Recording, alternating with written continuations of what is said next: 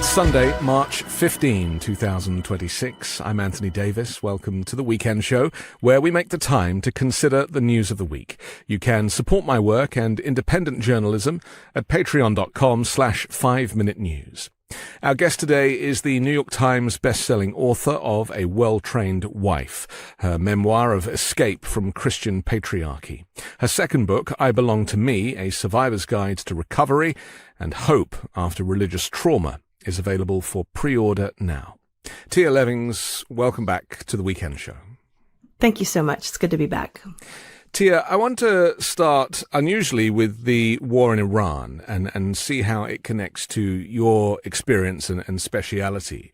This is after the non-profit Military Religious Freedom Foundation said that it's received over 200 complaints from over 50 military installations that commanders have been invoking Christian rhetoric in describing the war against Iran, much of it pertaining to end times prophecy. Now, one commander told officers at a briefing last week that Trump was anointed by Jesus to light the signal fire in Iran to cause Armageddon and mark his return to earth.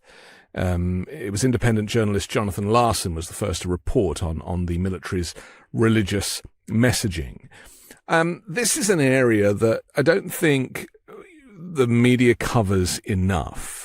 And I'm sure there are reasons for that. But, hopefully we can get into it and you can explain some of this. Pete Hegseth, the Secretary of Defense, or Secretary of War, as he likes to be known, is a Christian nationalist. And there are, Christian nationalism is increasingly becoming the kind of power behind the Trump regime's desire to do what it's doing both domestically and internationally.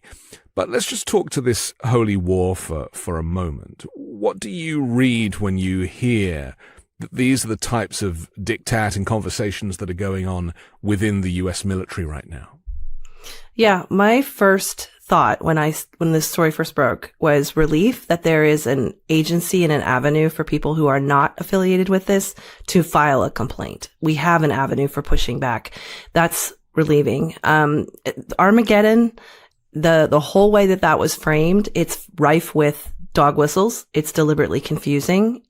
It reflects a group that is not monolithic in their end times belief. But it is terrifying. And so for me, it goes back to my very core trauma of being afraid I was going to be raptured before I got a chance to grow up. But it's really important who said what. Pete Hegseth isn't the one who used the word Armageddon because he's a Christian nationalist to a point. He's a dominionist writing within Christian nationalism. Of course, he wants a Christian nation. It's a step onto a Christian globe.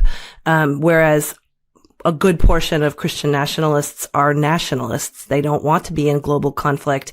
They are dispensationalists, and they believe that the book of Revelation is yet to be fulfilled. And those are really important distinctions when we're talking about what's being invoked, what kind of peacemaking is being attempted, who's involved, what countries are involved. All of these little nuances behind the scenes become important, but they're so confusing. I understand why journalists are not sure what to say or how to represent it or how to even sift through it.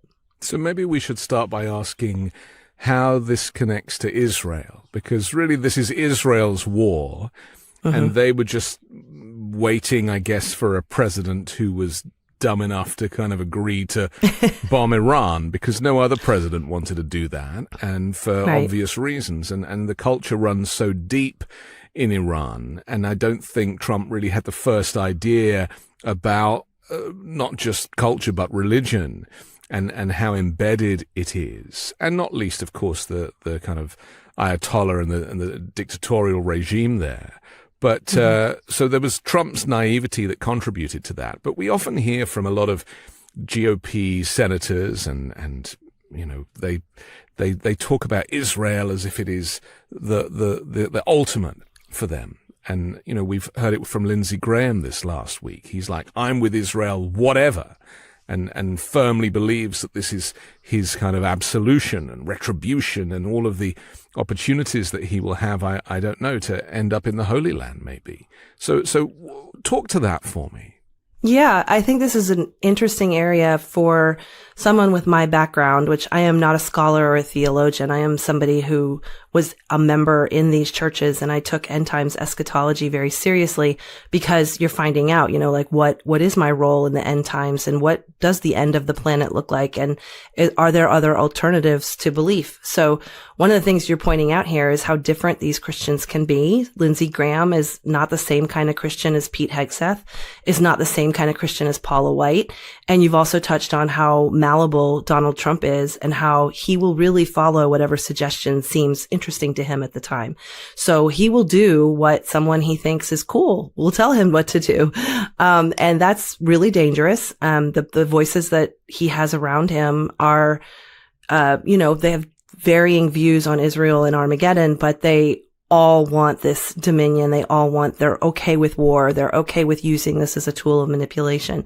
So Israel is dicey. It's a complicated issue, even in Christianity.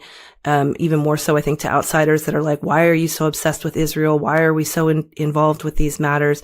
And it comes back again to this end times eschatology. So evangelicals are dispensationalists who believe that they are, I'm going to dumb this and simple this down, not dumb it down, but I'm going to simplify it as much as I can.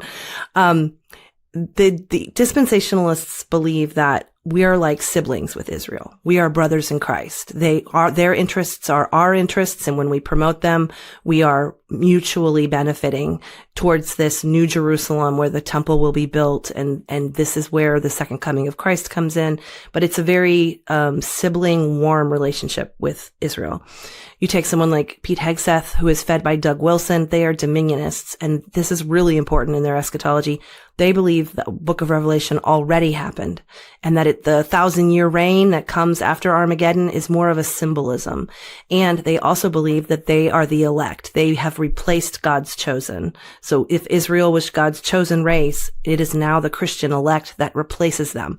So their take on it is what's yours is mine is ours. It's we don't really care if you die because we're going to get it anyway kind of efficiency.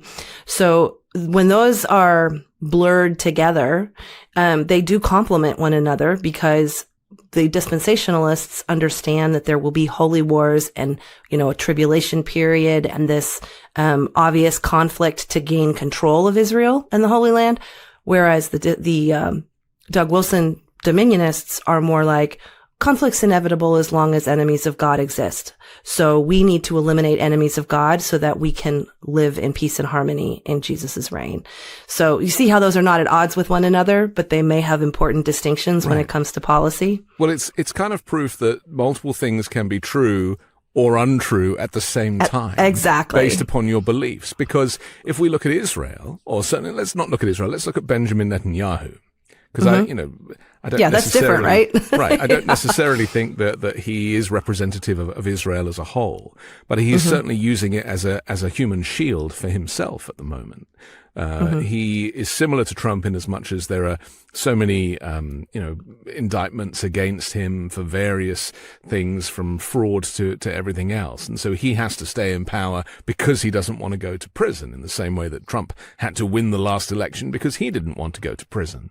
And so I suppose they've found a kind of common friendship in that. But I would say that Netanyahu's view of Israel and consequently of Iran and the impetus for Israel kind of leading the charge on this war is different again, right? Right. And it's important to note that as far as Netanyahu's concerned as a Zionist, like his interest is definitely with evangelicals because they don't want the eradication of Israel. They are like siblings with them. So they're going to be much more invested in the promotion of their interests. And so if you're someone whispering in Trump's ear, you're going to definitely support Israel and push for that, aka Lindsey Graham. Like he's all about this holy war. But it's also important to note that Lindsey Graham was noted in the Epstein files that the timing of this there's no articulated reason for this war, but the timing of it comes when we are looking at release of files. We're talking about imprisonments again, investigations, and the approval rating is at, historic lows. So all of it's really convenient when you need to pull a voting base back. You want to get them excited again about this is the right way to go.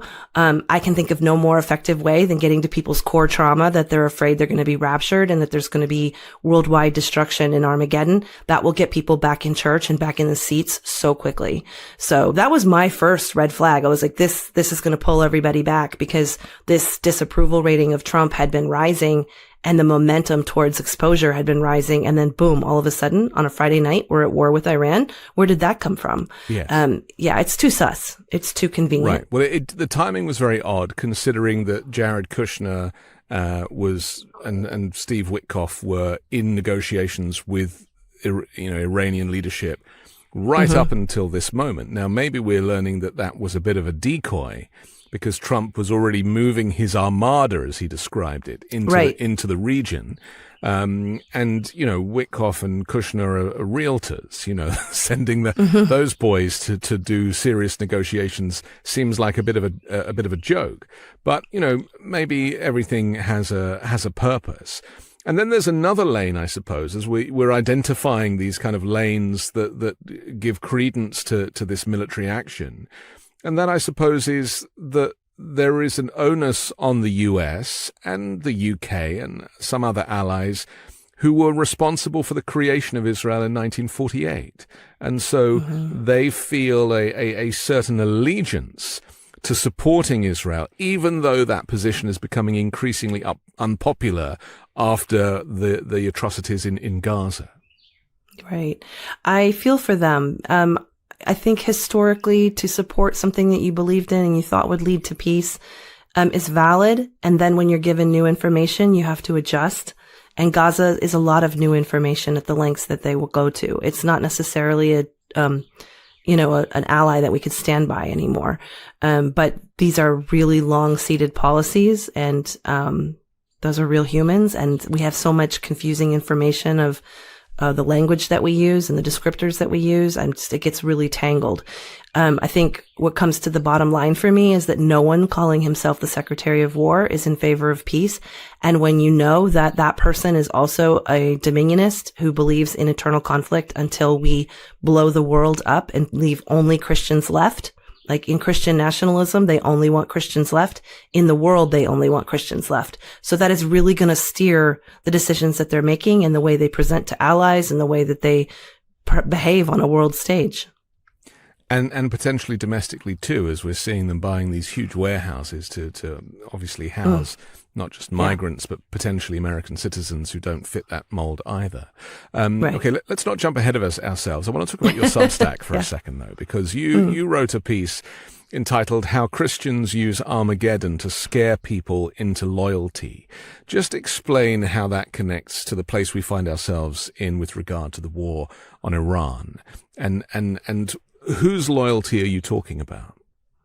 Yeah, I'm really talking about evangelical and Christian dominionists, Christian nationalists that have veered away from church. So it's that callback I mentioned before, calling to their core trauma.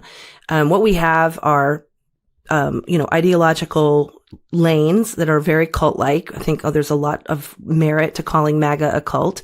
But as they begin to get new information and they start to crack, and we've seen this leaving MAGA movement, and we've seen the disapproval ratings, and people are starting to question if this is what they wanted when they voted. Our grocery prices aren't better. We're back into a global war. All of these things that they thought they were getting with Trump's vote, they're disillusioned and they're falling away.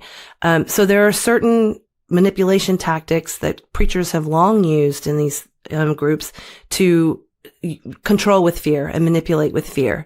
And so this idea that Christ can come again, like a twinkling of an eye, like a thief in the night, when you least expect it.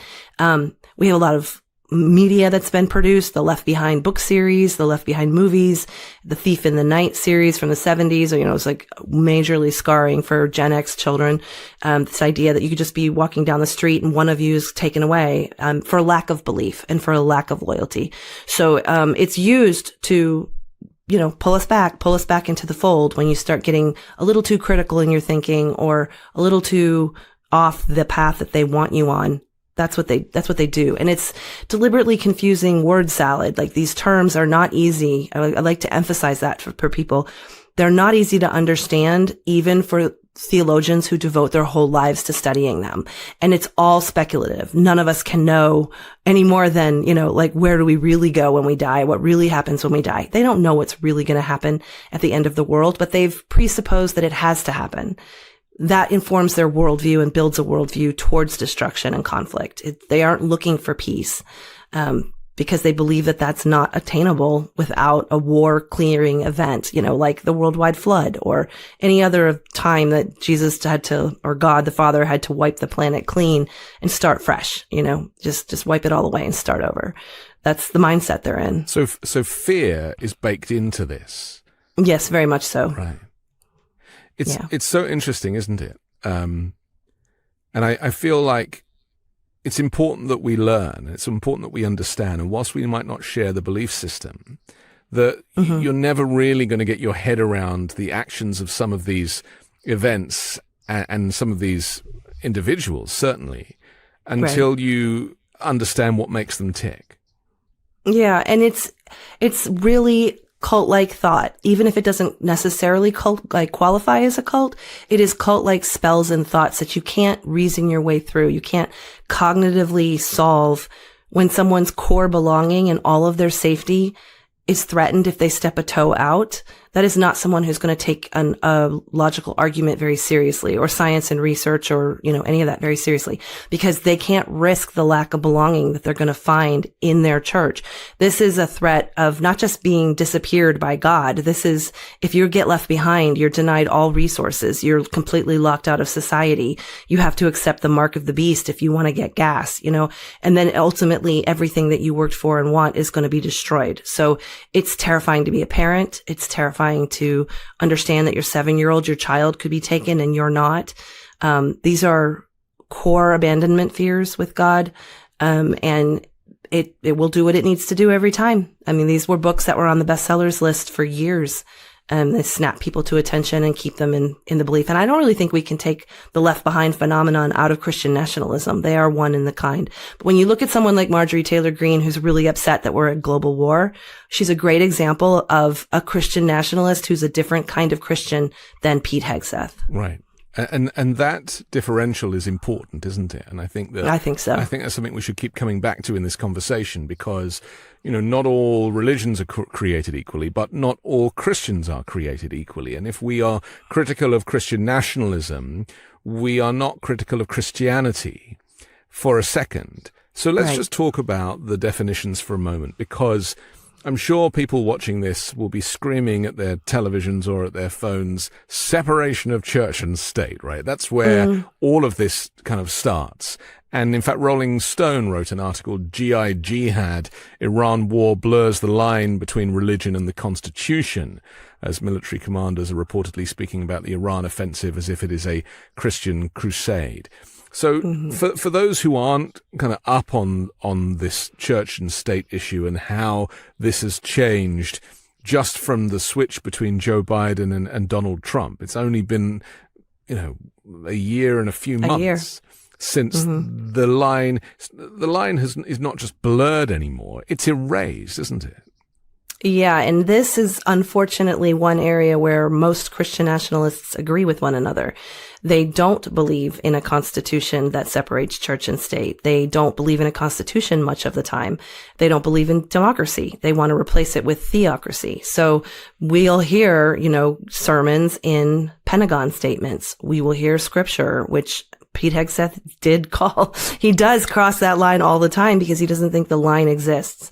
It's important to note that Hegseth has a book called American Crusade. These crusades are designed to eliminate enemies of Christianity, which they believe is anyone who doesn't agree with them. But to be a Christian, all you have to do is claim belief in Christ. It's very broad. There's so many different expressions underneath that. And what we are seeing in 2026 is the culmination of this movement that said, let's unite all Christians under this single issue voting for abortion, and we will pretend to be all of one like mind until we get through. Ultimately, the Mormons, the Christian nationalists, the evangelicals, the Dominionists, the Presbyterians, they do not all believe the other is a Christian. because their theological differences matter that much to them. But they've been willing to set that aside in order to get to this point. And so I think some of the tension that we're seeing is that their distinctions are actually really important to them, and they reveal through policy, but they have enough in common where they're using that momentum to take over and reframe American society. Pete Hegseth himself, I've tried to watch all of the speeches that he's made, and he's been doing a few press briefings recently. And we heard that his team decided that they didn't want any press in there because he didn't like the unflattering photographs. Of course, he's precious. Yeah, he is a matinee idol after all, and he is playing the role of the defense secretary, and may get an Oscar nomination for it. I don't know, but that's the problem with him, isn't it? That it is all style over substance. But what's problematic about the substance is this is a very personal war for him. He said in his most recent press conference, that he served, with it's his former members of his own team, his platoon, who have lost their lives because of Iran, and that this is him kind of getting back at them in a way. And I was really shocked to hear this rhetoric because, of course, as the defense secretary, you need to keep your personal opinions the hell out of any military decisions. That's right. But he didn't just stop at that. He just kept going and kept going and kept going about this personal crusade.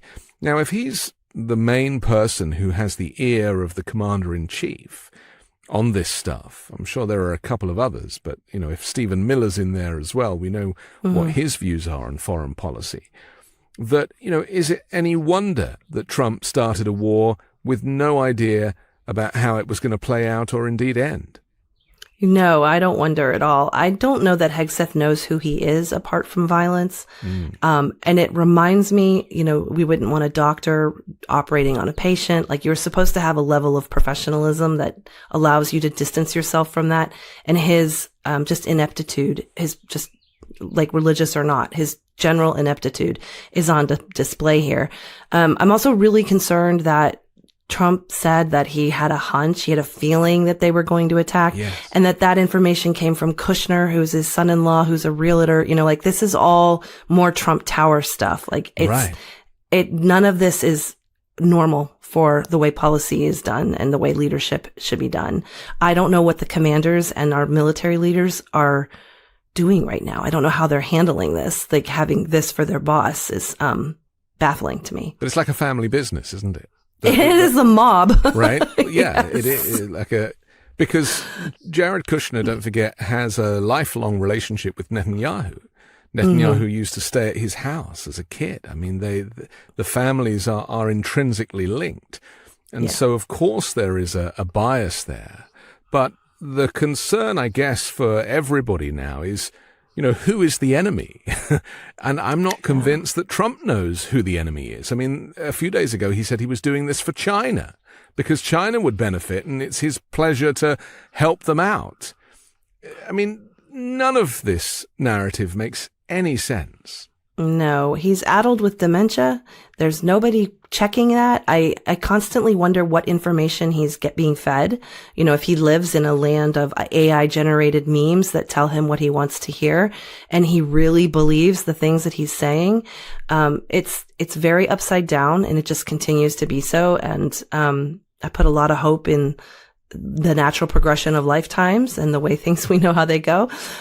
Because I don't know how long this is sustainable, and I have a lot of faith that unsustainable situations won't sustain just by their very nature. Yes. So what does that look like and who gets hurt in the meantime? I'm a military parent and it makes me extremely angry to think that my children could be used this way, that America's children could be pawns in this kind of ludicrous situation.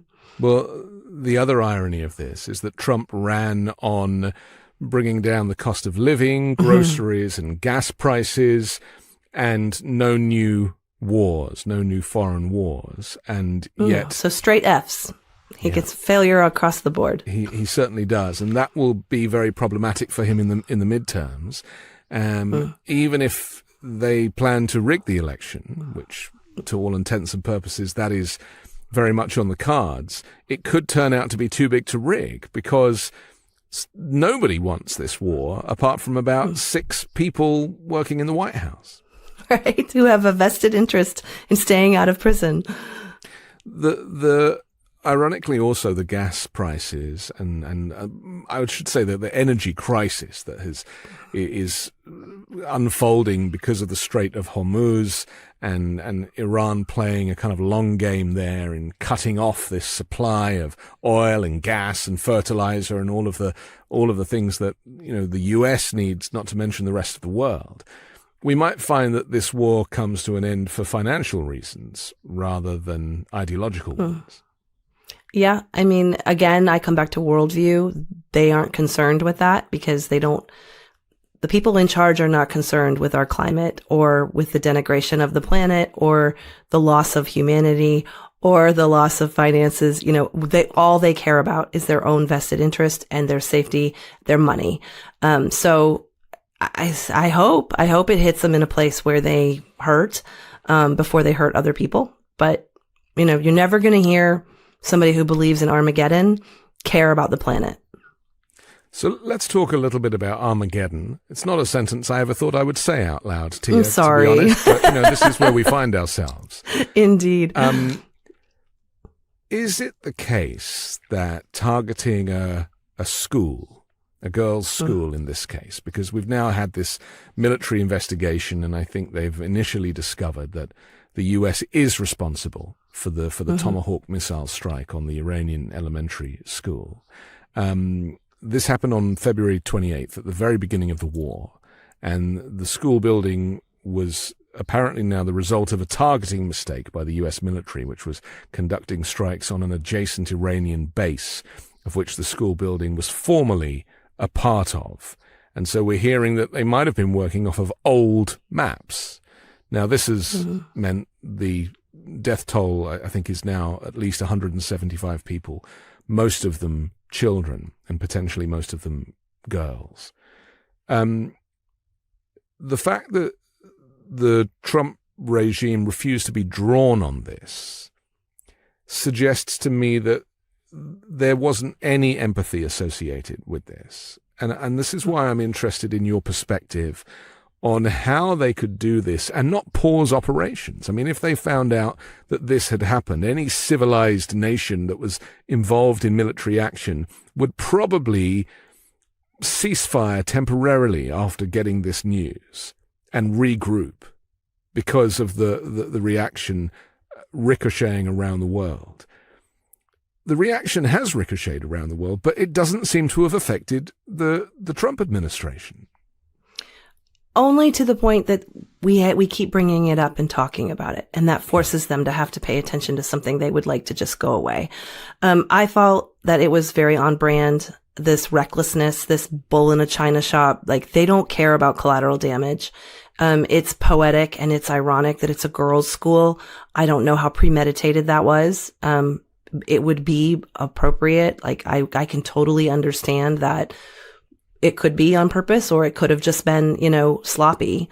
We have unreliable intelligence. We have unreliable records and processes because of DOJ and the way that they conduct business. So none of it's reliable, but they don't care. And the only balance that there is for us to make them care, to keep bringing it up, to prove the point, to make the globe upset.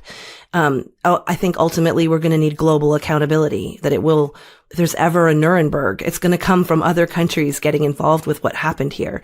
Because this is a great example. They wiped it clean. They did what they wanted. Oopsie, some kids got hurt. Yeah. They don't really care about kids getting hurt. That's not on they don't care. That's a global, I'm using the word global here inappropriately probably, but it's across the board, very consistent with their character towards children. They don't really care. They're not really moved. And they've been working against empathy in their communities actively for the past 8 to 10 years. Empathy has been under a direct attack. They think empathy is weakness. And so, Hegseth is not going to make any room for empathy. He doesn't care any more than he cared about all the other boats that they blew people up. They don't care. And I suppose that ties into the gun debate in the US. and with school shootings and it's all consistent. Thoughts and prayers. It's all tied up in the same place. Yes, with Trump saying, "Well, people die." He doesn't care. He just well, people are going to die, and he doesn't care that it's preventable. He wants what he wants. And I suppose, I mean, you mentioned Nuremberg. I mean, this is now a problem for the likes of Donald Trump and Pete Hegseth and Pam Bondi, and I mean, all of them, including Netanyahu. And this is, I think, the reason why they don't intend on ever leaving office, because then that opens them up to scrutiny from the International Criminal Court, for example, for war crimes and everything else. I mean, do you think that plays a big part in the duration of this conflict, and maybe others too? Yeah, it's self-protective, whatever they need to do to protect their own interests. To breaking the law, that doesn't bother them. I mean, they're there because they broke the law. We're having this conversation because they're breaking the law. But they never feel like that applies to them. And that's true in these households all the way up. It's the same characterization and the same cocky arrogance that they don't need to do what the rest of us need to do. They're going to, do what they want. It's hard, isn't it? Because the media in the rest of the world is still judging these people as if they're normal. Like that they feel things and they do have empathy, and that they would be riled to maybe change course if they knew that 175 children had died. But what you're saying is we shouldn't be judging these people by civil, the characteristics of civility. I think we can understand them. We should absolutely judge them. I think we should not normalize what they're doing. Yeah. Just because they're doing it and just because they're getting away with it right now does not mean that it's good for humanity or what we want for any of our societies. So the more that we push back and the more that we call it out as inhuman, law-breaking, disrespectful, not allowed, that we are the accountability right now. And I don't think we can give that up and retain our own humanity. So Armageddon is a very strong word. The fear is, and Trump has hinted at this, that the big one is coming. Now, I am of the belief that he is so naive about modern warfare that he thinks he could win a nuclear war and walk away from it. I don't think he truly understands the consequences. I mean, he refers to the N-word, nuclear, and has all this kind of weird banter about it. But it could be the case that they end up with so much egg on their face that Trump loses patience just by nature of his dementia and his narcissistic personality disorder. And he's like, just nuke them or atomic bomb them or something. I mean, that is a conversation that obviously nobody wants to have, but we're starting to hear this mainly around kitchen tables. Yeah, it's dangerous. I think the more we introduce those ideas and accustom ourselves to them, the more familiar we get, the more less outrageous it gets to consider. But we all knew this was part of the campaigning. We knew it was dangerous to give him nuclear codes because of who he is, because he's self-interested and impulsive on his best day. That's not even taking into account the delusions and dementia and the shrinking brain and all of the things that happen. And it's so important the people around him, who his cabinet is, they all have this. There's no stop measure in place. So yeah, I'm concerned about it because I know, and I've always been, I will say this little 5-year-old me was concerned about this. I've always understood that nuclear warfare is how they achieve the thing they're scaring us with in the Bible, that there is, it's not an abstract threat. There's a way to do this. And there is an element of ethnic cleansing to it as well. I feel that domestically, but in a way, they feel like they're doing God's work, ridding the planet of people of color. Oh, and non-believers, anyone that's not like them. Right. This is very important. We haven't really used the word ethnic cleansing in a while, but that's exactly what it is. It's getting rid of anybody who's not like them, which in America, that's white Christian nationalists. But that's all people of color, all people of other faiths and beliefs, definitely the Muslims. That's talked about. It kind of adds credence to the Muslim ban, doesn't it? It kind of makes sense now when you look at it. It's the reason for it. Right. When you look at it through your lens, that, to ban every country that is majority Muslim from entering the US, and then they added like 19 more countries recently. It makes no sense. And yet, the moment we look at it through that prism of Christian nationalism, excuse me, you're like, okay, now I understand where they're coming from. Right. It's a means to an end. Remarkable. Okay, we have to take a quick break, but I want to come back and talk about the other reason potentially for this war, and that is a distraction from the Epstein files. We'll do that next here on The Weekend Show. I didn't realize how much a mattress could actually change my sleep until I switched to the Lisa, and from my very first night it just felt different. Like the perfect balance of soft and supportive. You get that cozy sink-in feeling when you lay down, but you're still totally supported, so I'm not waking up stiff or tossing around trying to get comfortable.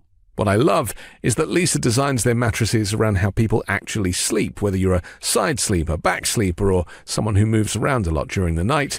They've really thought through the comfort and support. And the quality is incredible. Lisa mattresses are designed and assembled right here in the US. They come with free shipping, easy returns, and a 120-night sleep trial, so you can really take the time to see how it works for you. So if you've been thinking about upgrading your sleep, it's a great time. Go to Lisa.com for 20% off mattresses, plus get an extra $50 off with promo code WEEKEND. That's LEESA.com, promo code WEEKEND for 20% off mattresses, plus an extra $50 off. Support the show and let them know we sent you after checkout. That's Lisa.com, promo code WEEKEND.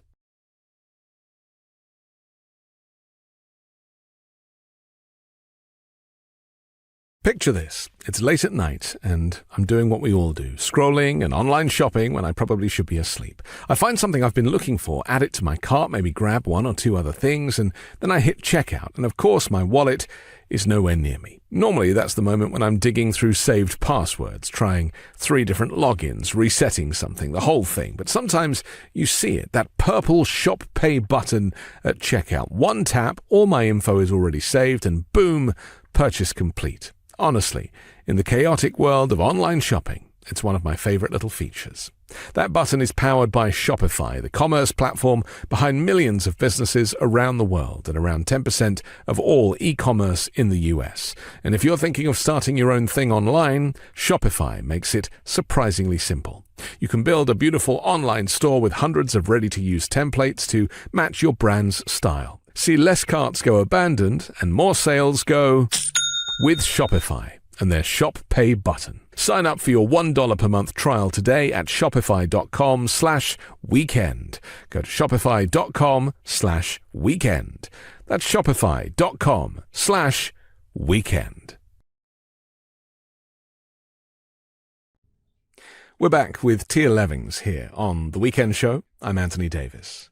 So there have been multiple excuses given for the reason for this war, to stop Iran getting a nuclear weapon, even though they already obliterated Iran's nuclear capability just a few months earlier.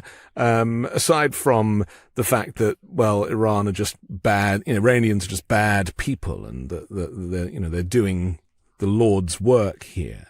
It's becoming increasingly difficult to hear that from a dictator in Donald Trump. Domestically, his efforts are anything but democratic. So to kind of bring democracy to other nations doesn't make a huge amount of sense. But that aside, the Epstein files is a story that for Trump will not go away. And from the survivor's perspective, must not go away. And I think that this is what's so important about this story. It's not about Jeffrey Epstein. It's not about Ghislaine Maxwell. It's not really about Donald Trump. It's about getting justice for the survivors, and that we recognize the importance of taking seriously the calls of people, but especially women and girls who have survived these horrendous traumatic experiences. And the Epstein files is effectively the biggest cover-up of a child sex trafficking ring in American history. The cover-up is still going on, and we're hearing more and more about that even now. In late July, an FBI agent asked colleagues to get started on a sensitive task relating to Epstein, listing the name of 14 prominent men. Donald Trump's name was at the top of that list. This is new reporting that we're hearing about Trump files that have gone missing in the release of the Epstein files. We're also now hearing James Comer, who's the House Oversight Committee chairman. He actually said on Fox a couple of days ago that Trump's Justice Department scuttled a state investigation of Epstein's New Mexico ranch during his first presidency. And the ranch is now coming under renewed scrutiny by state officials over unverified allegations that the now deceased sex offender had bodies buried nearby. How much of the war effort do you think is a distraction? Because we talked earlier about Trump suddenly deciding to go bomb Iran and claiming he had a hunch, but the hunch could have been the fact that these revelations about his name in the Epstein files were about to come out. Yeah, it always brings to mind Steve Bannon for me. Steve Bannon is the strategic mind behind timing, and he's all over those files. He's very aware of the different factions of followers and what will appeal to them. And so I really, as soon as I heard the bombing, as soon as I heard about Friday night, and where we had been in the Epstein momentum, I was like, yeah, this is happening. This is happening, and they're going to time it carefully. And we have already seen to a much lesser extent, that kind of timing being used, like news that breaks over the weekend, news that breaks in the middle of the night, the restriction of journalists and access to sound information. So, this seemed like the big one to me. This was like, okay, we're going to pull out all the stops here and make this stop. And we were just getting so close. The Clintons had testified, and, those were not made public right away. But what they said when they were was pretty damning. And then Zorro Ranch. And there's a story about Sasha Riley online that circulates a lot, that needs to be followed up on and verified. So, all of this momentum building. It's really a litmus test, I think, for societies if they're going to take seriously ethics and children and life and transparency. This is the thing. And we've seen politicians break over this. We've seen loyalists break. And that's, I'm sure, very dangerous to the regime. Well, we're discovering that everything is connected. Epstein connected to Russia now. That really was not part of the original thinking. And leverage being placed in certain places, including Israel as well, connections with Epstein and Israel and Russia. And who'd have thought that, like, the Iran war and this sex trafficking story would be linked? But it seems to be playing out in that direction. Do you think that the appetite in the US for getting to the bottom of the Epstein files is it something that people understand? I mean, even these kind of Christian nationalist families, how do they reconcile with the fact that Trump's name is mentioned more than any other in these files? Is there any leverage there? I think it's fascinating to consider this. So what you have is a voting base. The evangelical base doesn't historically take abuse against children seriously. They move their pastors around. They shame survivors into silence. This, like, getting them to care about children that were in sex parties and were molested at an island is not really going to move the needle for them. However, there are mothers who are angry. There are voters who really did take this seriously. And the crazier it gets, the more they cannot suspend the disbelief. They are starting to break, and it is starting to bother them to at least know the truth of what's going on. Yeah. Or the closest thing that we can get to it. At some point, enough is enough for everyone. And it's interesting to me to see what that thing is. Sometimes it's not humanity. Sometimes it's money, or sometimes it's the fact that we're at war when he said we weren't going to go to war. That wakens them up to pay attention to the other things too. But these stories are beyond the pale many times. And there is so many occasions where what was projected was a confession, like the Pizzagate was real, but it was really the Trump administration. What? And, dead babies and all of this and the breeding program and the stalls, the horse stalls and the dentist and all these things that are in these files. At some point, it even breaks the we can't trust the news. Nothing's real. Right. At some point, you have to even admit, some of it is, and how much of it meta, is, isn't it? I mean, I suppose that's the issue. Very much so. It's projection of things claiming that the Democrats did them when in fact it was Republicans all along. Yeah, that's Bannon, right? Right. And that's why they say these things out loud with such confidence and why they appear to know things before they've been corroborated, because they're actually telling their own stories. It's that psychology is astounding to me, that the moxie to pull that off and the amount of evil it takes to say something like that out loud and to know that you can manipulate someone with it. I've seen it interpersonally to a much lesser extent, so I know the pattern holds, but it's still unprecedented, in human history. Right. And also, I think that the more we become educated about what went on back then and understand the terminology. I mean, you may remember Trump saying, he took my girls from the Mar-a-Lago spa. He was talking about Virginia Giuffre. Mm-hmm. But now that we understand what that really means, he's describing trafficking. Mm-hmm.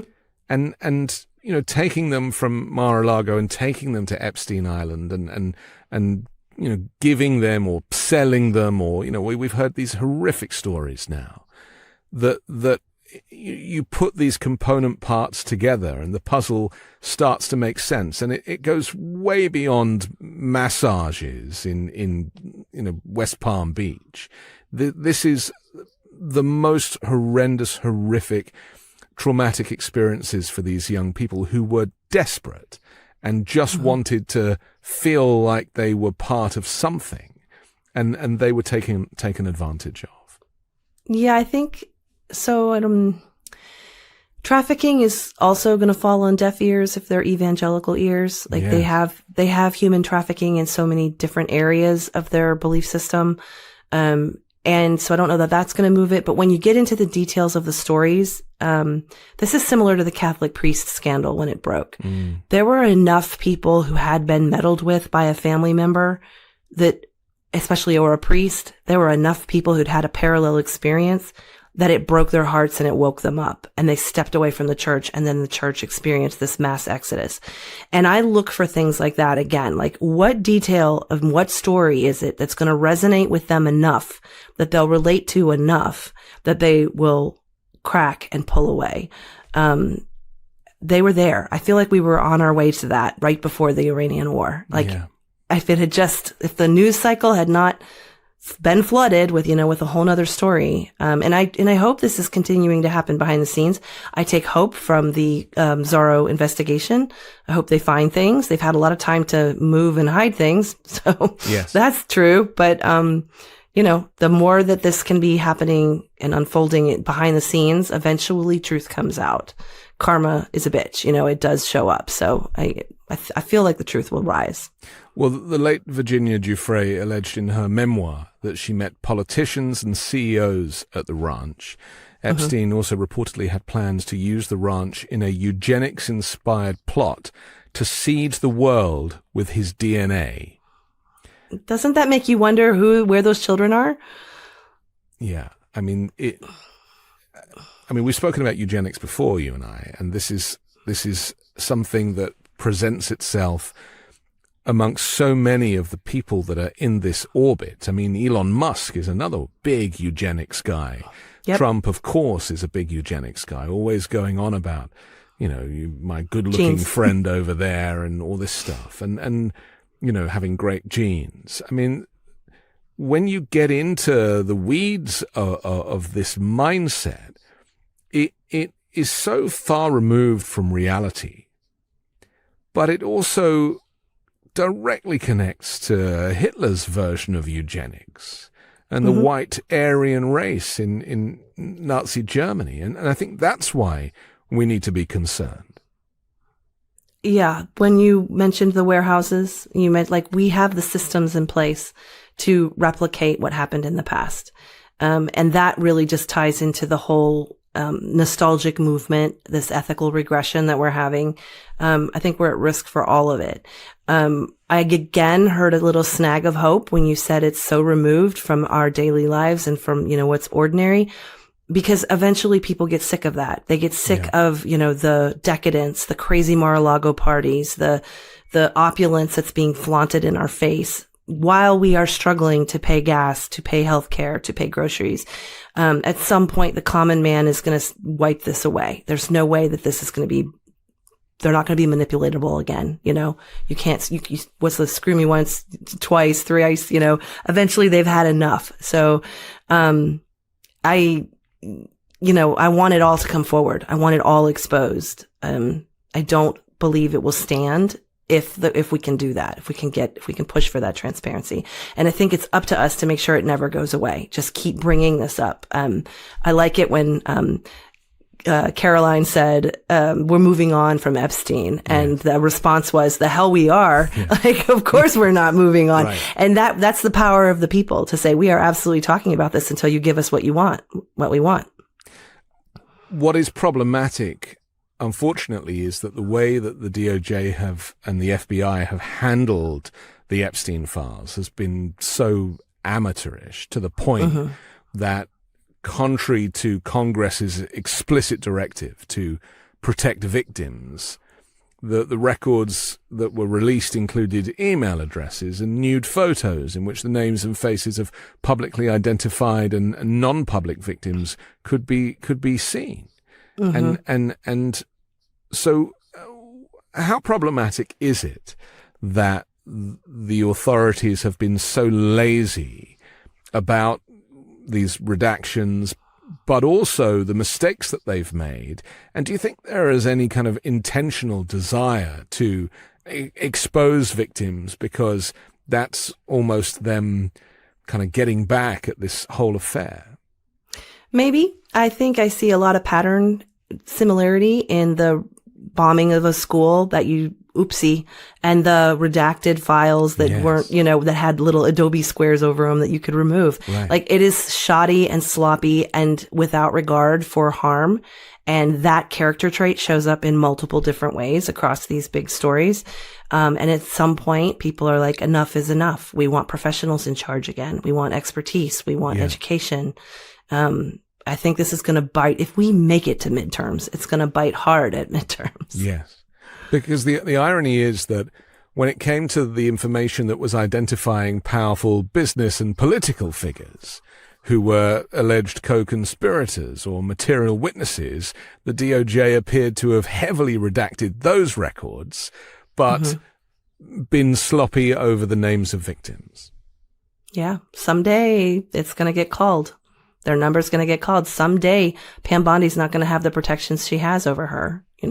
There will be an accounting. Yes. Well, some senators were calling for the bar to be removed from her and for these, I mean, we're starting to see that, with Lindsay Halligan and others that they're... Kristi Noem's out, Yes. So there is some change, although Kristi Noem is now running Shield of the Americas or whatever that is, like a Marvel movie follow-up, I guess. Let's just move into the DHS area just for a moment, because, there are some weird connections. And that's the thing, when we talk about these things in this way, we do start to see the links. And a memo that was sent out in February the 19th was sent to civilians across the Department of Defense. And Pete Hegseth wrote that he expects every supervisor to encourage their civilian employees to volunteer for DHS immigration enforcement, and said that leadership must continue to promote this detailed program and educate their civilian employees of the importance of, I think it was entitled Department of War Guidance to Encourage Support to the Department of Homeland Security, Southern Border and Internal Immigration Enforcement Missions. And this was sent to thousands of civilian DoD employees.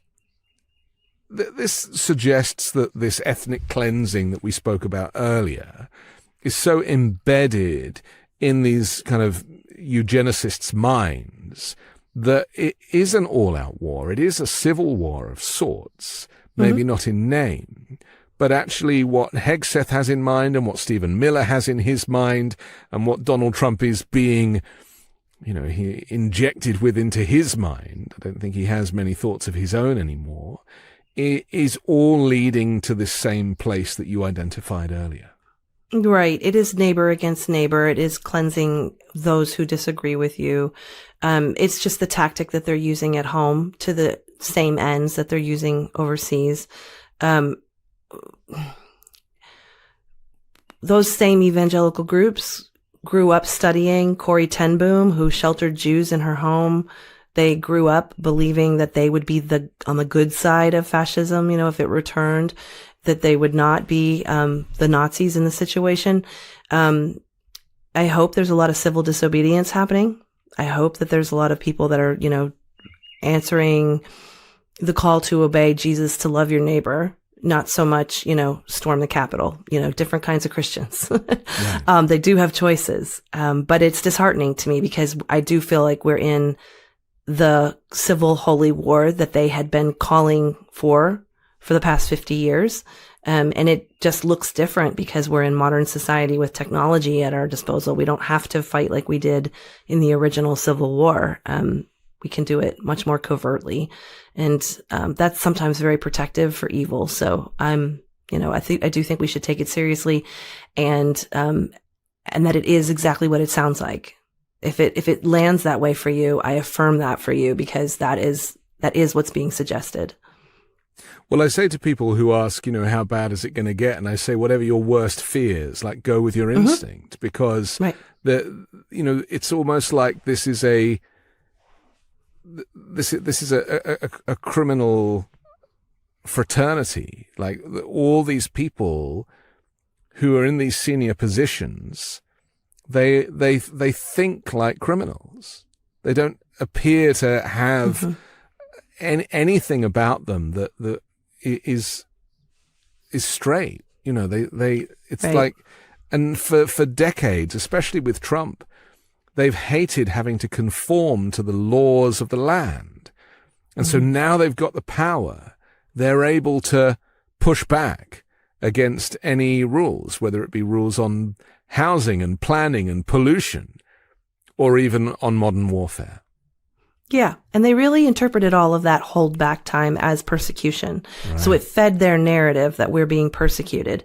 I think to bring it back to the original point about using fear as manipulation, and if you are hearing this and you're feeling very afraid because your worst fears could come true, if that's what you heard, please don't lock on to that. Yeah. The difference is they're using phantom fears. They're using suggestive fears. What we have is known patterns, evidence, and their own words to hold them accountable to. We have reality to hold them accountable to. So we are nervous, maybe we're fearful of what could happen, but we have actual tangible steps we can take. We have a legal process, due process, we have checks and balances, we have elections, we have democracy still. We are an older country. This isn't a brand new country. So, we have recourse, whereas they are just blowing smoke, suggesting things, covering things up, shoddy work, shoddy non-professionalism never goes the distance. There's no way they're going to last the distance. They just don't have the inner integrity for that. So that should give listeners some reassurance. If you're looking for concrete facts, they are available. You can listen to this with your own ears and hear what they say and then compare that to their actual actions. And I find that to be very grounding.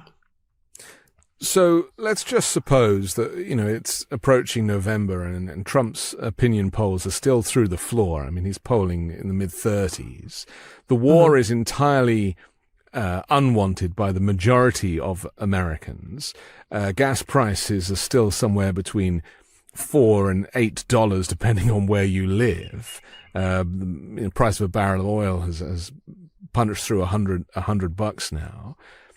This is very problematic for Donald Trump politically, to kind of rig the whole system against a country that politically is done with him. They can see that he has failed to deliver on everything. And I'm talking right across the board here. This is a kind of non-partisan moment. However, knowing what you know of the mindset of Trump and that Christian nationalist movement, and also the puppeteers, the Peter Thiels of this world, and the people that are, funding a lot of this and really, have a lot of control. How do they get out of this if they're going to lose the midterms and potentially lose in 2028? And Trump doesn't want to go anywhere, and he's built his bunker/ballroom by then. Is it simply the case that they'll just barricade in and claim that the elections were insufficient or illegal or something? And because that's what I worry about, that because we've seen that the rules don't seem to apply to them now, they'll just make sure that they don't apply then either. Yeah. So historically, that's the case. Historically, that's what they do. They pull back and they double down and they hide and they sequester, and they might lose a little ground, but they concede it almost, in order to re-strengthen. So, that is what's always happened before. And if it happens again, we have to make the most of our chance to catch our breath. There's no reason to think it's really going to go differently. I mean, even in those extreme circles, there are people who understand nuclear caution. And there's the majority is on our side. The majority is on the side of science and progress and reason. So, I am a little more concerned with large interference with the numbers. I personally am not sure Donald Trump ever won an election because of election interference. So I hope that that's where we get some of our answers is in those preventative steps, the retention of mail balloting, women's vote. Obviously I want women to keep voting. I think the spin doctor stories that we're going to get, as the year progresses are just going to go up, up, up. They're going to have desperate moments, maybe take our elections from us temporarily. We just have to know that we see through it. I think people need to remember, try to keep the perspective, the long road in frame. They're going to try and reinvent it. They're going to try to replace him. They're going to try to make us afraid and make us knee jerk. That's what happened with the ethnic votes that we had, with promises to different groups that turned out to be hollow. So I just my whole hope always goes into this is not going to hold, and I want them to not be so relevant in my life. And that is survival for me. Survival is how can I make Christian nationalism less impactful in my life? How can I, Well, what's interesting is that there doesn't appear to be another candidate like Donald Trump to replace Donald Trump. There's not. And so when you take away the gang leader, the gang invariably dissipates. Mm-hmm. Do you think that is what will happen? I mean, Trump is clearly unwell, and people are kind of taking advantage of the neck rash and the cankles and the hand to kind of think that it's his end of days. But I'm not so sure. I think he's got some gas left in the tank yet. But let's just say that hypothetically that he didn't survive this term just for, health reasons, that what happens to this Christian nationalist far-right ethnic cleansing movement? Does it become diluted? Does it fragment? Or is there enough momentum in it that it continues even without the orange leader?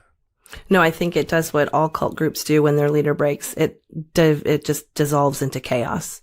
It will dissipate. People will fall away. They will have always been against this. They will change their minds. They will try to distance themselves from positions they were quite vocal about. The internet obviously keeps a nice record of receipts. We do have a lot of proof that they really did think that, but I think they will meld back into society, and there will be new emergent leaders that try to monopolize on that, but they will never do what he has done. He is a unique creature in history. He's united people. He's made people afraid of him.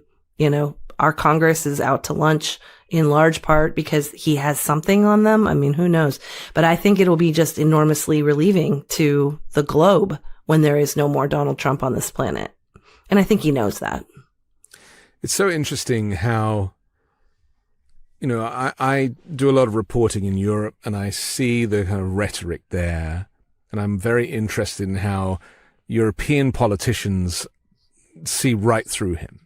So to him, to them, he is completely illegitimate. And they say it out loud in their own parliaments, that this guy is an idiot, and he's a joke, and it's ridiculous. And and unfortunately, it's trade that he has leveraged. And so a lot of these nations need to trade with the US. And so that's how he's kind of got them in a dodgy business deal. Surprise, surprise. But that seems to be the only redeeming feature of America right now. And, what are the chances that these allies or former allies who've kind of woken up to the fact that America is not to be trusted, whether with Donald Trump in charge or someone else, because so many of these alliances now have imploded and Trump is clearly pivoting to align with Russia.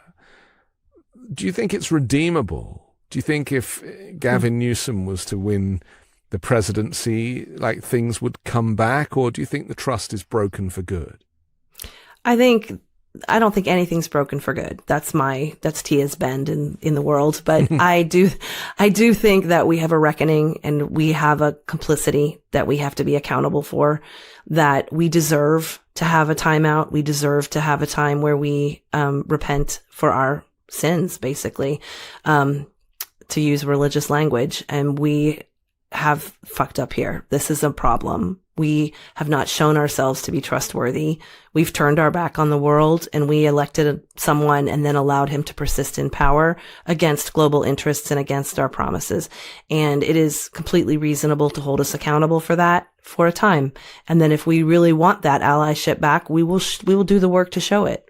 As you would in a relationship with broken trust, you would earn that trust back, and you would do it with serious leadership and serious commitment to the future. Because it's not just the fact that Trump is the anomaly. The anomaly is also that the American people voted for him a second time, even after January 6th. I mean, you mentioned earlier that you now don't really believe that he ever won an election. I think people are waking up to the fact that if he could get away with manipulating and rigging through whatever means elections to win, whether it be 2016 and Russian interference, or whether it be 2024, it's a situation, isn't it, that he, as a lifelong con man, would totally take advantage of. Yeah, it's on brand completely. I think I saw something in an Epstein file release that suggested that the reason why he didn't win in 2020 was because of mail-in ballots. And that's why he was so angry about the mail-in ballots, because it was outside of his sphere of control. Right. And so that's really telling, and I would like to see that followed up on. I would like more information on that, please. But he's taken a decade of our life. He's irreparably harmed our country. And there needs to be an atonement and an accounting. Okay. I'm so grateful to you, and I'm fascinated by the lens with which you see the world. I wish you luck with the new book. I think that's out in June, and your Substack is amazing too, and I'll link that down below. But for now, Tia Levings, thank you for joining The Weekend Show. Thank you so much. I'm Anthony Davis. Don't forget to support me and independent journalism at patreon.com/5Minute News. You can find me on Substack too at The Anthony Davis, or you can join the 5 Minute News YouTube channel. I'll come back next Sunday with a brand new special guest and more factual news to discuss on the 5 Minute News Weekend Show with Midas Touch.